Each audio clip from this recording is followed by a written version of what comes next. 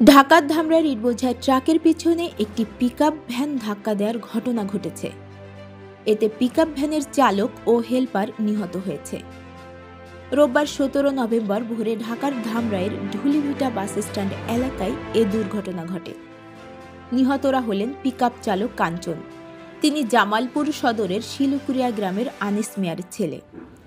অপরজন হলেন পিকআপটির হেলপার আশরাফুল, সে নেত্রকোনা জেলার বারহট্টা থানাধীন রোদনুর গ্রামের ইসলাম উদ্দিনের ছেলে। পুলিশ জানান, ঢাকা আরিচা মহাসড়কের ঢাকাগামী লেনে একটি ইট বোঝাই ট্রাক দাঁড়িয়েছিল। পরে পেছন থেকে একটি পিকআপ ভ্যান ট্রাকে ধাক্কা দেয়।